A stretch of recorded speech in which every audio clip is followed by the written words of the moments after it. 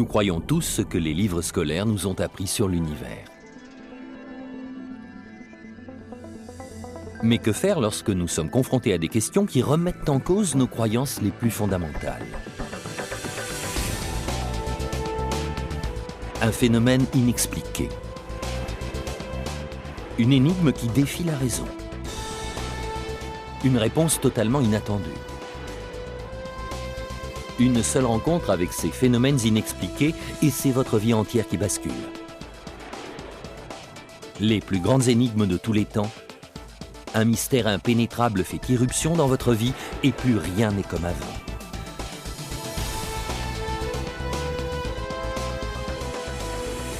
Secrets et mystères du monde.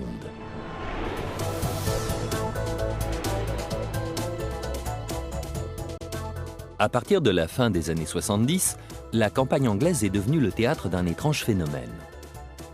Dans les régions céréalières d'Angleterre, des rumeurs faisant état de formations circulaires apparues au milieu de champs de culture se mirent à se répandre.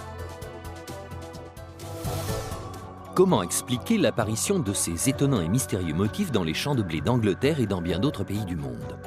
Ces crop circles, ou cercles de culture comme on les appelle en français, seraient-ils une forme de communication?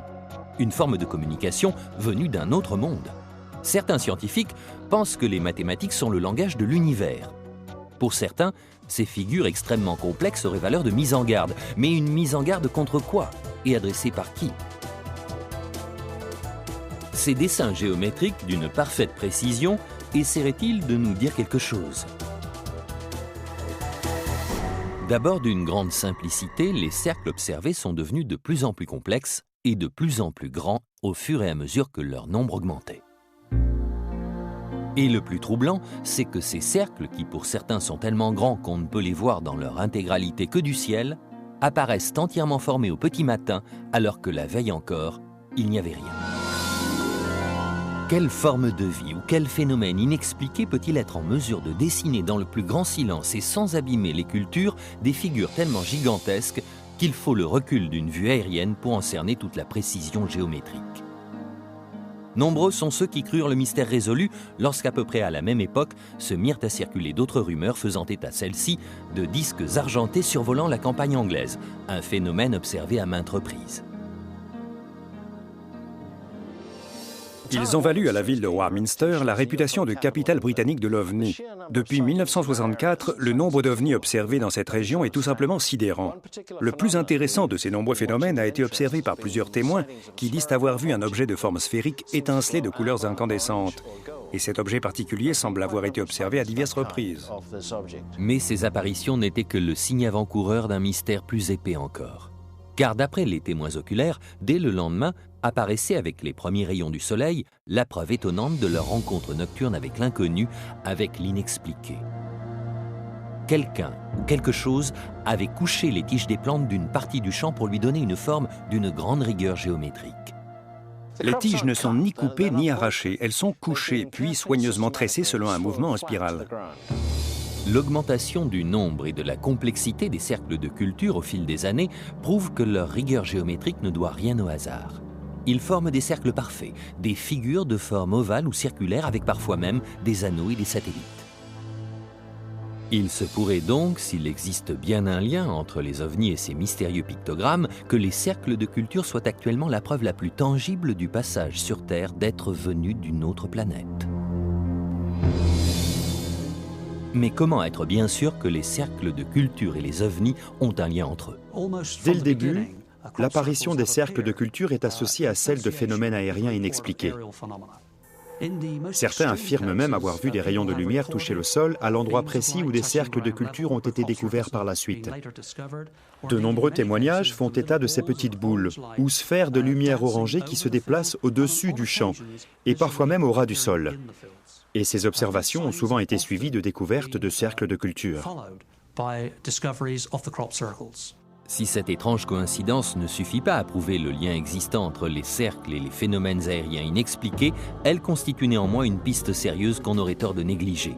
Existe-t-il d'autres raisons de croire que ces figures sont d'origine extraterrestre? Les caractéristiques des cercles de culture, les tiges couchées sans être abîmées, comme si ça avait été fait par un immense scanner dont nous ne disposons pas, et le fait que leurs apparitions coïncident avec l'observation d'OVNI. Tout semble indiquer, selon mes recherches, que nous avons affaire à une forme d'intelligence qui n'est pas humaine. La réponse se trouverait-elle sur des sites comme celui-ci, à l'endroit même où des témoins disent avoir vu atterrir des ovnis? On a découvert un certain nombre de traces au sol, que ce soit en Pennsylvanie ou dans d'autres régions du monde. Certaines de ces traces dessinent des zones circulaires, ovales, en forme d'anneaux ou encore de formes irrégulières.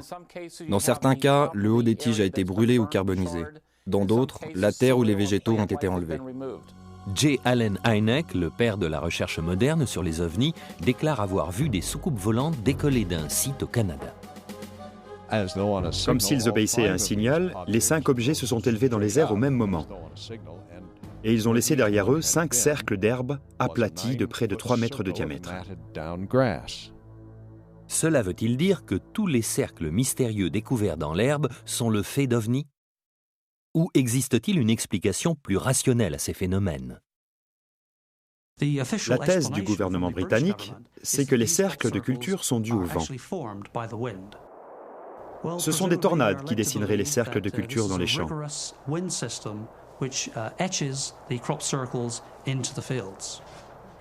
Cette thèse semble avoir été acceptée par pas mal de gens, y compris par l'opinion publique. Elle est pourtant loin d'être satisfaisante, puisqu'elle ne prend nullement en compte le mécanisme de formation des tornades. Les tornades se forment par inductance thermique. Elles apparaissent pendant la journée et ou à l'abri d'une colline. Dans le sud de l'Angleterre, il y a très peu de collines et la plupart des cercles de culture apparaissent pendant la nuit. Les cercles de culture sont apparus il y a une vingtaine d'années. Les phénomènes naturels, eux, ne sont pas des inventions récentes. Les dégâts dus au vent sont tout à fait reconnaissables. Les traces qu'ils laissent dans les champs sont formées de manière totalement aléatoire. Ça ne ressemble à rien. Dans le cas des vrais cercles de culture, qui font jusqu'à 300 mètres de diamètre, on a affaire à une géométrie d'une rigueur et d'une précision incroyables. Parmi les autres causes naturelles susceptibles d'expliquer la formation des cercles de culture, le vent n'est pas le seul facteur météorologique évoqué. L'équipe de recherche BLT, un groupe de scientifiques basé aux États-Unis et menant ses recherches dans le monde entier, n'est pas tout à fait du même avis.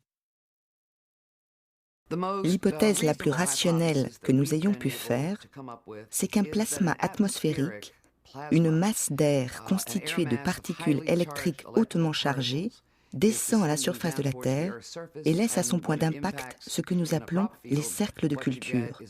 Les éclairs, comme les aurores boréales, sont d'autres exemples de phénomènes dus au plasma. Jusqu'à récemment, les scientifiques pensaient que les plasmas ne pouvaient pas descendre à la surface de la Terre. Mais il y a quelques années, ils ont découvert des sprites, alors qu'on pensait qu'ils ne se produisaient qu'à 10 km d'altitude. Il y a donc de plus en plus d'indices qui laissent penser que les plasmas pourraient toucher la surface de la Terre et y laisser des traces. On veut nous faire croire qu'une tornade, qu'une bourrasque de vent est capable de dessiner un motif pareil. Il n'y a qu'à voir comment les épis sont tressés entre eux, la précision avec laquelle ces figures sont délimitées. Aucune tornade n'est capable de faire ça. Le nombre croissant de cercles de culture apparaissant chaque année a obligé de nombreux gouvernements à se pencher sur cet étrange phénomène. Mais qu'ont-ils fait jusqu'à présent pour tenter d'en expliquer l'origine ? Le phénomène des cercles de culture ne serait-il qu'un habile et vaste coup monté? Concevable si quelqu'un en tirait une gloire ou un bénéfice quelconque, mais puisque ce n'est pas le cas, pourquoi se donner tant de mal? Si chacun s'accorde à reconnaître l'incroyable beauté et précision géométrique de ces pictogrammes, leur origine reste un mystère. Comment peuvent-ils être réalisés à si grande échelle, en des endroits si différents de la planète et en l'espace d'une seule nuit? Est-ce que seuls des ovnis pilotés par une forme d'intelligence extraterrestre seraient capables de telles œuvres d'art? Il existe évidemment de nombreuses autres hypothèses et l'une des plus originales serait que ces figures soient formées depuis des satellites afin de tester les nouvelles armes mises au point par l'initiative de défense stratégique américaine, l'IDS. Certains accusent l'IDS d'utiliser du matériel de pointe et de dessiner depuis des satellites les cercles de culture qu'on trouve dans le sud de l'Angleterre et ailleurs. Je ne crois pas à cette théorie pour deux raisons. Premièrement, parce que dès 1946, un cercle de culture est apparu dans un champ, où il en existe d'autres aujourd'hui. Nous ne disposions pas d'une telle technologie à l'époque. Et la seconde raison, la principale à mon avis, c'est que je ne vois pas pourquoi l'armée n'utiliserait pas des terrains qui lui appartiennent, grillagés et sous surveillance, pour se livrer à de telles expériences. Elle dispose de tas de terrains dans le sud de l'Angleterre pour faire ça. Au lieu de ça, les cercles apparaissent dans des zones non militaires, avec même parfois une autoroute qui passe au milieu du motif. Je ne peux pas concevoir qu'un gouvernement occidental puisse être irresponsable au point d'utiliser sa technologie à des fins pareilles. Remarquez, il y en a même qui sont allés imaginer que les cercles étaient l'œuvre de hérissons ou de porcs-épics batifolant dans les champs à la saison des amours. Ces théories sont-elles vraiment plus crédibles que celles des ovnis ou d'autres phénomènes aériens inexpliqués? Aucune de ces hypothèses pourtant n'envisage l'explication la plus simple, la supercherie. En 1990, deux Anglais ont déclaré être les auteurs des cercles de culture. Doug Bower et David Charley ont même fait une démonstration de leur technique sous l'œil des caméras. Un véritable jeu d'enfant, une planche sur laquelle on s'attache un pied, une corde reliée à un point central autour duquel on tourne comme un compas, et le tour est joué. Mais si Dave et Doug sont bien comme ils le prétendent les auteurs des cercles de culture, comment expliquer que des cercles soient apparus presque simultanément en Angleterre, aux États-Unis, en Russie, puis de nouveau en Angleterre? Comment ont-ils pu former 15 cercles en une seule nuit? Comment ont-ils pu y arriver sans laisser aucune trace de pas et sans briser les tiges? S'ils disent vrai, comment diable ont-ils réussi un tel exploit? Vous souvenez-vous de ces deux Britanniques du sud de l'Angleterre qui, à l'automne 1991, ont fait la une des médias du monde entier comme étant les auteurs des mystérieux cercles de culture? Deux hommes qui prétendaient avoir tout fait eux-mêmes. Et les médias du monde se sont contentés de cette explication sans autre enquête. D'après eux, ils utilisaient des planches sur lesquelles ils marchaient pour écraser les tiges et former des cercles, des anneaux ou tout ce qui leur passait par la tête. Tout ça n'était qu'un canular. En 1991, Doug et Dave ont annoncé au monde entier qu'ils étaient les auteurs des cercles de culture, qu'ils en étaient les inventeurs. Mais quand on les interviewait, et je les ai moi-même interviewés à 2 reprises, leur histoire n'était pas toujours très cohérente. À mon avis, ils ont inventé pas mal de choses. Mais le plus étonnant, c'est que les médias ont tout gobé. Le mystère était enfin élucidé. Pour ma part, j'ai du mal à croire à ce qu'ils racontent. Il est impossible que deux hommes aient pu à eux seuls former jusqu'à 15 figures par jour sans se faire prendre. Il s'agit d'un canular. Comment leurs auteurs s'y seraient-ils pris pour dessiner un motif aussi gigantesque que celui de Barbary Castle au cours d'une des nuits les plus courtes de l'été britannique? Il leur aurait fallu des jours pour former un tel motif, même à plusieurs. Et pourtant, la veille, la figure n'était pas là. Les cercles de culture, comme les ovnis, sont des phénomènes qu'on observe dans le monde entier. Aux États-Unis, au Canada, en Australie, au Japon, même en Russie. C'est un phénomène planétaire, et imaginer que 2 piliers de barre anglais ont pu faire la navette d'un bout à l'autre de la planète pour faire ça, me semble totalement ridicule. Les cercles ont une autre particularité qui semble indiquer une conception plus globale. D'après de nombreux experts, les cercles représentent des figures géométriques d'une précision quasi parfaite, au demi-centimètre près. Ce que j'ai pu constater d'après mes recherches sur les cercles de culture, c'est que les figures de petite dimension ont été formées avec une précision mathématique et qu'elles ne peuvent pas être d'origine naturelle. Depuis une douzaine d'années, les figures sont devenues tellement complexes et intéressantes qu'elles pourraient aisément figurer au programme de mathématiques des établissements scolaires. J'ai le sentiment que ces figures relèvent d'une géométrie holistique qui indiquerait une autre approche des mathématiques que celle que nous connaissons. Il semblerait que les auteurs des cercles de culture soient plus intelligents que nos scientifiques humains. Nous avons en effet découvert dans ces cercles de nombreux symboles et figures mathématiques qui ont permis d'étendre le champ de nos propres connaissances scientifiques. J'ai discuté avec des mathématiciens qui, après avoir examiné leur forme, en ont tiré de nouvelles théories et créé de nouvelles disciplines dans le domaine de la physique et des mathématiques qui sont pratiquement le prolongement de nos connaissances actuelles. La piste du canular n'en a pas été écartée pour autant. Car si Doug Bauer et Dave Shirley n'ont pu former tous les cercles de culture, il est tout à fait concevable que des centaines de leurs émules de par le monde se livrent la nuit tombée au même type d'activité. Ceux qui croient à l'origine humaine des cercles de culture ignorent un fait important. Les tiges ne sont pas couchées au sol de façon aléatoire, elles sont entrelacées de manière relativement complexe. Cela n'a rien à voir avec ce qu'on obtiendrait si on marchait dessus. L'analyse chimique des céréales couchées à l'intérieur d'un cercle de culture indique une autre modification qui, elle, ne peut pas être d'origine humaine. Après analyse, les échantillons prélevés dans des cercles en Angleterre, dans l'État de New York et à Vancouver révèlent que les plantes ont été soumises à une intense chaleur pendant quelques fractions de seconde. Le plus troublant, c'est ce grand cercle découvert dans le sol le 1er août près de Backhampton en Angleterre. Les analyses faites par les concepteurs de systèmes nucléaires Marshall Dudley et Michael Korost, étudiants de l'université de Duke, ont révélé la présence de 10 radioéléments rares et de courte durée de vie qu'on ne trouve pas dans les plantes normales. Ces radioéléments n'existent pas à l'état naturel. Il faut des cyclotrons ou des réacteurs à fusion pour les synthétiser. Dudley et Korost ont déclaré que la découverte de ces isotopes dans des échantillons de terre prélevés en pleine campagne anglaise était surprenante. En 1993, peu de temps après l'essaim de météores des Perséides, un cercle est apparu dans le Wiltshire, en Angleterre, au lieu-dit de Cher Hill. Et on a trouvé dans ce cercle des plantes recouvertes d'une fine couche de vernis. Après analyse, nous avons découvert que c'était du fer absolument pur, ce qui signifie qu'il s'agit très probablement d'une couche de poussière météoritique.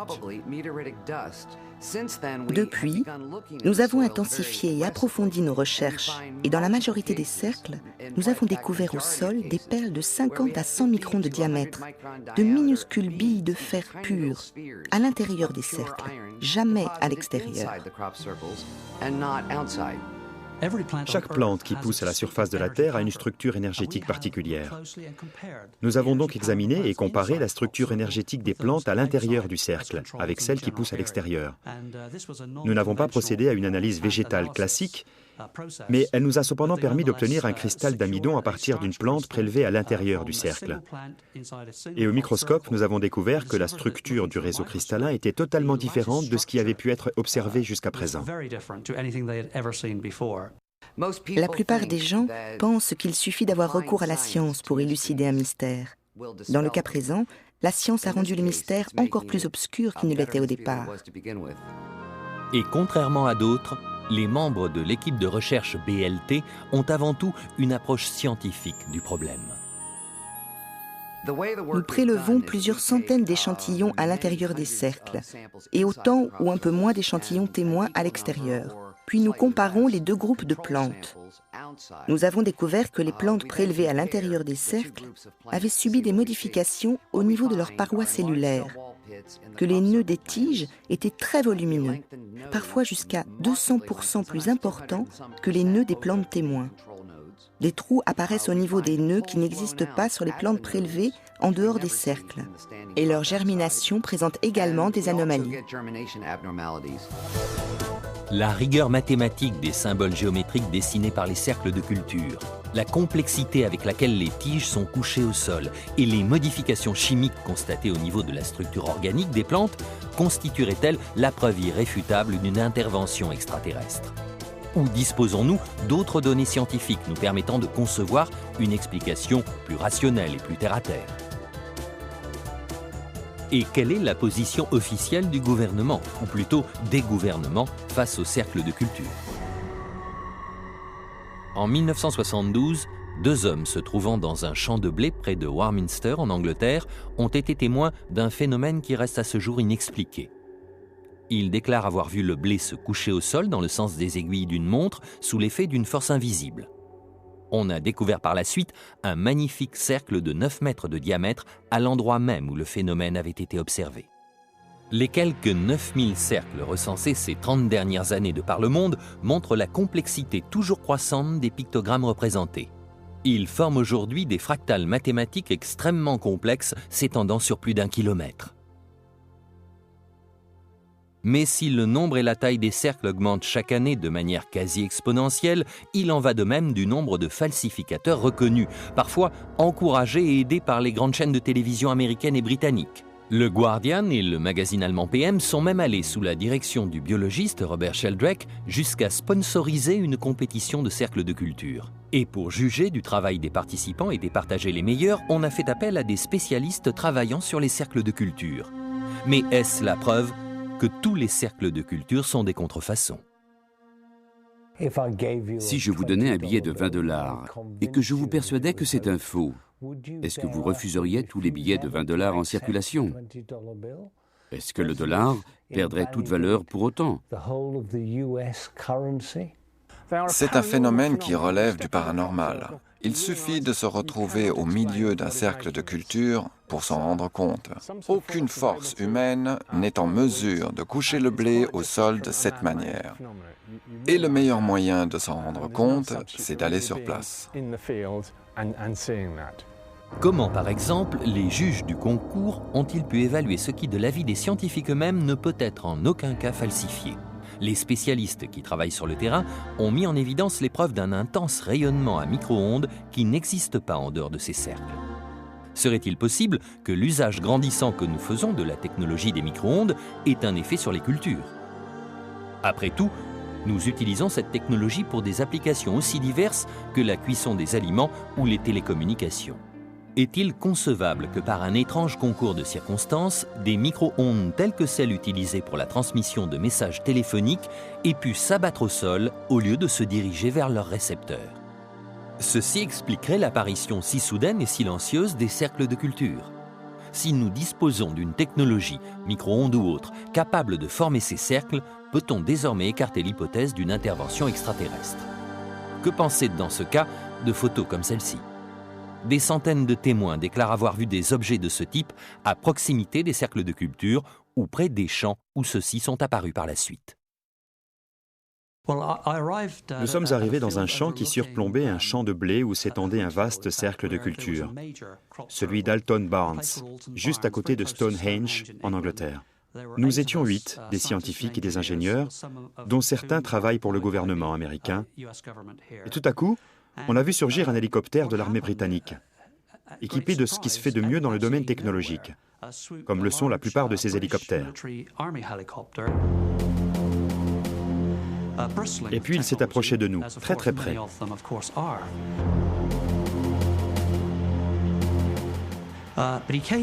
On n'avait pas la moindre idée de ce qu'il pouvait faire là.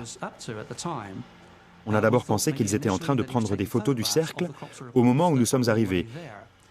Mais ils se sont approchés tellement près, ils étaient à une douzaine de mètres au-dessus de nous, qu'on a très vite eu l'impression de les déranger et qu'ils cherchaient à nous chasser du site.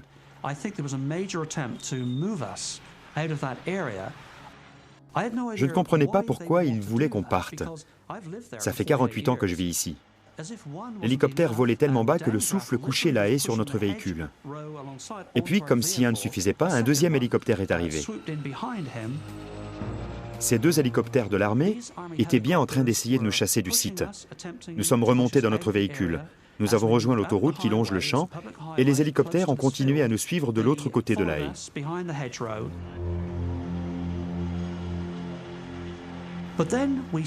Et puis nous nous sommes arrêtés et nous avons vu l'un des deux hélicoptères faire demi-tour pour retourner au-dessus du cercle.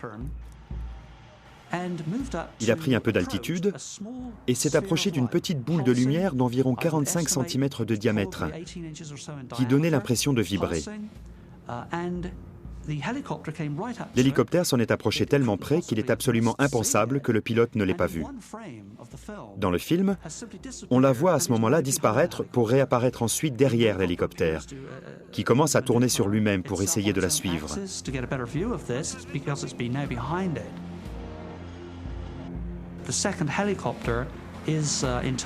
Et visiblement, le deuxième hélicoptère, avec qui il est en contact radio, l'invite non pas à tourner sur lui-même comme il l'avait commencé à le faire, mais à faire marche arrière. Et c'est à ce moment-là que la boule disparaît. Les deux hélicoptères survolent le site pendant quelques minutes encore et finissent par partir. Évidemment, ce n'est qu'une supposition de ma part, mais j'ai vraiment l'impression, vu leur comportement, qu'ils n'avaient aucune envie qu'on soit là. Au moment où nous sommes arrivés, ils étaient visiblement en train de se livrer à une expérience quelconque avec cette petite boule de lumière dont les gens de la région nous avaient parlé souvent. Il y avait déjà 2 cercles de culture à cet endroit-là. Et le lendemain matin, d'autres encore sont apparus dans le même champ.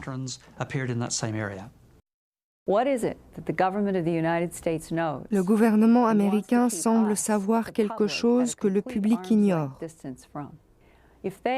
S'ils savent l'intelligence non humaine dont il s'agit, je trouve particulièrement inquiétant qu'ils gardent le silence sur ces cercles, qu'ils mènent une politique de désinformation et s'efforcent de tourner en ridicule un phénomène alors qu'ils l'étudient minutieusement depuis une 50aine d'années. Depuis le début des années 90, le nombre de cercles observés de par le monde connaît une croissance exponentielle. Tous les jours, pratiquement, un nouveau pictogramme apparaît à la surface de la Terre. Et le plus étonnant, c'est que ces cercles, qui au départ étaient de simples ronds ou anneaux, deviennent de plus en plus grands et de plus en plus complexes. Ils semblent même s'évertuer à contredire les thèses avancées par les chercheurs. Lorsque certains ont suggéré que des tornades se formant sur des collines étaient à l'origine des cercles, ils ont commencé à apparaître dans des régions au relief parfaitement plat. Quand des hommes armés de planches ont revendiqué la paternité des pictogrammes, des formations sont apparues dans des champs de colza canola, l'une des plantes les plus fragiles qui soit. Si on suggérait que les cercles étaient formés à partir de ballons dirigeables, ils apparaissaient juste au-dessous de lignes à haute tension. À l'époque où l'on ne parlait que de supercherie, un touriste américain a formé d'immenses lettres sur le flanc d'une colline disant « Parlez-nous ». La réponse ne s'est pas fait attendre. Quelques jours plus tard, un étrange pictogramme ressemblant à de l'hébreu est apparu à Milk Hill. La formation de Milk Hill est très particulière. Déjà, elle ne ressemble pas à un cercle de culture. Jamais encore les auteurs de cercles n'avaient utilisé une forme de langage ressemblant autant à un alphabet humain. Le langage utilisé a été analysé par 12 scientifiques qui ont utilisé 40 000 permutations de mots différentes et toutes les langues connues à la surface de la Terre pour tenter de la déchiffrer. Ils ont finalement retenu 2 mots rédigés à partir d'un alphabet latin très rare et qui, dans les champs, apparaissent dans un alphabet inventé par les francs-maçons il y a 8 siècles.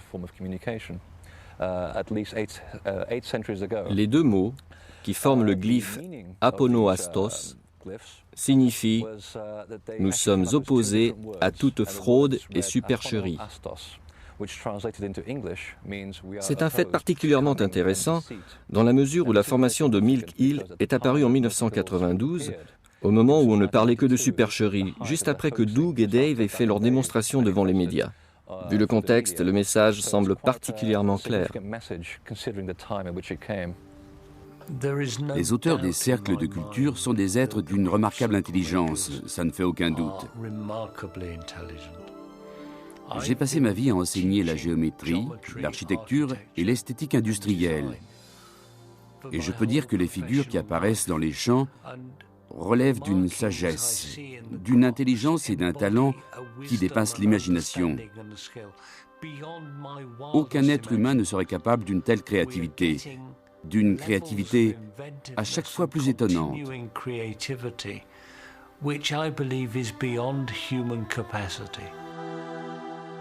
Mais si ces figures sont vraiment l'œuvre d'êtres venus d'autres planètes, leur objectif semble avoir changé. On a toujours cru que ces étranges visiteurs tenaient à passer inaperçus. Aujourd'hui, ils laissent leurs empreintes un peu partout. Comment se fait-il qu'aujourd'hui, ces êtres venus d'un autre monde ne cherchent même plus à dissimuler leur passage sur Terre? Tenteraient-ils de communiquer avec nous? Et si telle est bien leur intention, que cherchent-ils à nous dire? Quelle est l'origine de ce message? Et que veut-il dire pour vous et moi, pour notre avenir et celui de notre planète? Après 30 ans de recherche et quelques milliers de pictogrammes recensés de par le monde, les cercles de culture reste un mystère. Et les faussaires et charlatans ont beau être de plus en plus nombreux et talentueux, ils n'obtiennent jamais qu'une pâle imitation des œuvres originales. Les spécialistes savent désormais reconnaître un faux d'un authentique. L'altération de la structure moléculaire des plantes exposées sur le site, le développement polyembryonnaire totalement inhabituel du grain soumis au phénomène, les objets non identifiés observés à proximité des sites, et le mouvement en spirale imposé aux plantes se superposant à un autre mouvement en spirale de sens inverse. Autant d'anomalies qui ne trompent pas sur l'authenticité d'un cercle de culture. D'après les informations dont nous disposons aujourd'hui, tout porte à croire que des phénomènes aériens inexpliqués seraient à l'origine des cercles de culture. Mais l'essentiel de ce que nous savons sur la formation des cercles vient des déclarations de témoins oculaires. Une jeune femme dit avoir vu un ovni projeter un intense rayon de lumière blanche. Un rayon qui se détachait parfaitement sur le ciel très sombre et qui a touché le sol dans un champ situé à proximité de Silbury Hill, un mont construit par l'homme il y a 6000 ans. Et le lendemain matin, on a découvert dans ce champ un cercle en forme de croix celtique. Les témoins oculaires sont relativement rares, mais un jeune Néerlandais a assisté à la formation de 3 cercles l'été dernier dans un champ qui se trouvait juste derrière chez lui. La première fois, il a vu une boule de lumière rose, violette, survoler le champ vers 2h, 2h30 du matin. Après s'être immobilisée, la boule s'est mise à grossir et a émis comme une charge électrique en direction du sol. Comme la navette, m'a-t-il expliqué. Il s'est immédiatement rendu dans le champ. La terre était encore chaude au toucher et il a entendu un son, comme un crépitement dans l'air. Plusieurs personnes déclarent avoir assisté à la formation de cercles de culture et précisent qu'ils n'ont vu ni disque argenté, ni boule de feu ou tube au-dessus des champs. Ils n'ont même rien vu pouvant être à l'origine de la formation, ni bourrasque de vent ou quoi que ce soit, comme si les tiges s'étaient couchées d'elles-mêmes. 70 personnes de par le monde déclarent avoir assisté à la formation de cercles de culture. La plupart parlent d'un son et disent avoir vu les plantes onduler, parfois avec violence, juste avant que le phénomène ne se produise. Et en moins de 15 secondes, comme si on ouvrait un éventail, les plantes se retrouvent couchées au sol. Beaucoup parlent de boules de lumière, de rayons de lumière aperçus dans le ciel. Certains disent même avoir entendu, au moment où la boule entrait dans le champ, une forte explosion, simultanément à la formation du cercle. L'observation de tels phénomènes apparus sans qu'aucune force visible n'en soit la cause serait-elle de nature à renforcer la thèse des ovnis? Pour quelles raisons laisseraient-ils derrière eux des traces aussi visibles de leur passage pour disparaître aussitôt? C'est pourtant ce que font la plupart des ovnis observés. Ils disparaissent aussi rapidement qu'ils sont apparus. À moins justement qu'il y ait une raison à ce que ces cercles apparaissent sans que leur source ne soit jamais détectée. Le seul témoignage digne de foi serait-il celui établi par une équipe de spécialistes reconnus ayant assisté à la formation d'un cercle de culture? Les membres du Centre de recherche sur les cercles de culture ont surveillé de près la campagne anglaise pendant tout l'été 1991.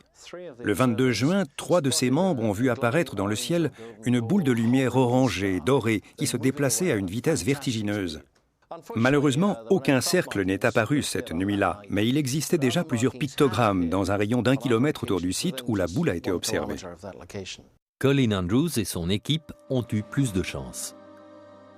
En 1991, nous avons monté une opération de surveillance avec du matériel relativement sophistiqué, comme des radars et des caméras à infrarouge. Nous avions posté des chiens dans une ferme à 2 pas du site, et nous avions même disposé des détecteurs infrarouges tout autour du champ. Bref, aucun être humain ne pouvait pénétrer à l'intérieur de la zone sans que sa présence ne soit immédiatement détectée. Le lendemain, à l'aube, le champ était nimbé de brume. Et au moment où la brume a commencé à se lever, nous avons vu apparaître au milieu du champ, sans qu'aucun de nos équipements n'ait détecté quoi que ce soit, un pictogramme d'une grande complexité. Est-ce là le seul objectif de ces cercles, qu'on puisse les voir? Ou bien renferme-t-il un message adressé à l'humanité? Au fil des années, les cercles de culture sont devenus de plus en plus complexes et symboliques. En fait, beaucoup de gens en parlent aujourd'hui en termes d'agroglyphes, des inscriptions dans les champs. Si les cercles sont de véritables symboles qui ne doivent rien au hasard, la logique voudrait évidemment qu'ils aient un sens. Ce sont des messages extraterrestres. C'est bien une forme de communication. Mais s'il s'agit bien de messages, d'une tentative de communication par le biais des mathématiques ou de l'art, qu'essaie-t-on de nous dire? Existerait-il un moyen de décoder ces messages? Beaucoup de gens pensent que le sens des figures a un lien étroit avec l'endroit où elles apparaissent. En Angleterre, par exemple, la majorité des cercles apparaissent près de Stonehenge ou de Silbury Hill, le plus ancien et le plus grand des monts construits par l'homme en Europe.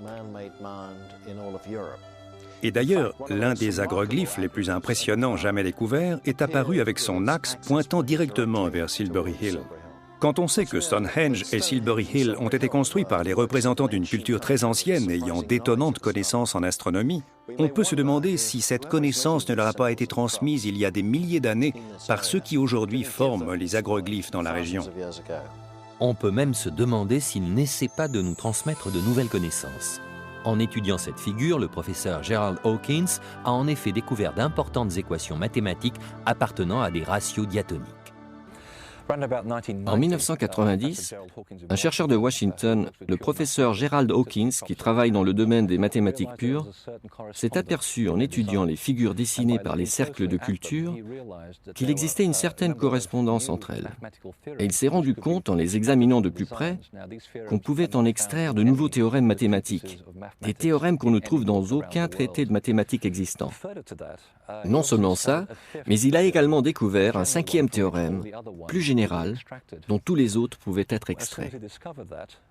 Et curieusement, peu de temps après sa découverte, un cercle est apparu dans un champ près de Lichfield, une figure qui montrait comment déchiffrer le cinquième théorème, comme si les auteurs des cercles suivaient l'évolution de ces recherches. Outre leur symbolisme mathématique, les cercles de culture renfermeraient-ils d'autres informations susceptibles de bénéficier à l'ensemble de l'humanité, comme le pense le docteur Daniel Ward, spécialiste de physique des énergies nouvelles? La physique des énergies nouvelles s'intéresse aux technologies susceptibles de nous apporter de l'énergie gratuite, une nouvelle source d'énergie qui n'aurait besoin d'aucun combustible. Et en cherchant à mettre au point des systèmes physiques, nous avons découvert que nous obtenions des résultats bien plus intéressants si nous montions certains de nos circuits en leur appliquant la géométrie des cercles de culture. Les auteurs des cercles de culture chercheraient-ils à nous venir en aide? Si tel était le cas, cela expliquerait que la planète tout entière, et l'Angleterre en particulier, soit devenue l'hôte involontaire de ces forces extraterrestres depuis la nuit des temps. Cela nous permettrait de comprendre une troublante coïncidence. En juin 1991, plusieurs boules de lumière dorée ont été observées dans une région où de nombreuses collines portent encore le nom qu'on leur a donné il y a des centaines d'années, notamment Golden Ball Hill, la colline de la boule dorée.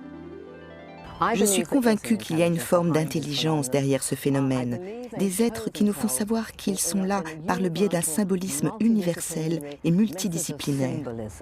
À mon avis, ils essaient de communiquer avec nous à l'aide de ces cercles et non par des moyens plus sophistiqués, afin que tout le monde soit au même niveau, pour que tout le monde reçoive le même message, qu'il s'agisse d'un scientifique ou d'un enfant de 10 ans. Peut-être que quelqu'un essaie d'entrer en contact avec nous depuis très très longtemps, mais que nous ne savons pas comment déchiffrer ce message. Je pense vraiment que les cercles de culture sont des messages, peut-être pas en termes de lettres et de mots, mais des messages adressés à notre inconscient, à une partie de nous-mêmes qui sait que nous ne sommes que l'une des nombreuses races douées d'intelligence qui peuplent l'univers. Ou peut-être y a-t-il tout simplement plusieurs explications. John Eric Beckjord a déchiffré ce glyphe et plusieurs autres cercles à l'aide d'une langue norroise vieille de 4000 ans, le Tifinagh. Selon lui, ce glyphe signifierait « Voici la place du serpent ou du diable », ce qui, hors contexte, ne veut pas dire grand-chose. Mais en tenant compte des autres glyphes apparus dans la région, toujours traduits à l'aide du Tifinagh, il semblerait que le message ait tenté de nous avertir de la guerre qui, à l'époque, se préparait au Koweït. Je suis convaincu que les cercles de culture sont des messages qui nous sont adressés par une forme de conscience prodigieuse, réunissant plusieurs formes de conscience peut-être et qui nourrit des projets à notre égard. Ces extraterrestres manipulent la vie sur Terre depuis la nuit des temps. Il semble qu'il y ait une évolution dans la teneur des messages que les auteurs des cercles de culture nous adressent. Au début, il y a une dizaine d'années, ils parlaient d'eux-mêmes, qui ils étaient, d'où ils venaient, leurs relations par rapport à l'être humain. Aujourd'hui, je pense qu'ils essaient de nous communiquer autre chose, comme des lois, des idées qui pourraient bénéficier à l'humanité tout entière, par le biais du symbolisme, de la géométrie sacrée, des mathématiques et de... Et si ce sont vraiment des extraterrestres qui sont à l'origine des cercles, le fait qu'ils essaient de communiquer avec nous devrait nous rassurer. Si les cercles sont vraiment des messages, qu'essaient-ils de nous dire? Nos gouvernements nous disent-ils vraiment tout ce que nous sommes en droit de savoir? Ne sommes-nous pas aujourd'hui en train de déchiffrer des messages vieux de plusieurs siècles? Puisqu'il y a une évolution, que les cercles de culture deviennent de plus en plus grands et de plus en plus complexes, peut-être qu'à un moment donné, leurs auteurs se feront connaître. Mais sommes-nous sûrs qu'ils ne nous aient pas déjà signifié leur présence par des moyens que nous commençons tout juste à comprendre? Les cercles de culture donnent lieu à de multiples interprétations différentes. Et le fait qu'ils ne semblent pas s'adresser à un seul groupe de personnes en particulier est à mon avis l'un des plus beaux aspects du phénomène. Les théologiens y verront un symbolisme théologique. D'autres y verront un symbolisme celtique, astronomique ou astrologique. C'est ce que j'aime dans ces cercles. Le fait qu'ils rassemblent autant de gens de disciplines aussi différentes. C'est l'un des aspects les plus merveilleux liés au phénomène des cercles de culture. Aujourd'hui, les cercles qui ne sont plus systématiquement de forme circulaire n'apparaissent plus uniquement dans les champs de céréales ou dans un seul et même pays. Il en existe dans des rizières, des forêts de conifères et sur les montagnes enneigées de Turquie. Certains font jusqu'à 700 mètres de large, quand ce n'est pas davantage. Mais en dépit de leur diversité, les cercles de culture contiennent dans leur conception, et c'est peut-être même la seule chose dont nous sommes sûrs aujourd'hui, les signes indéniables d'une forme d'intelligence.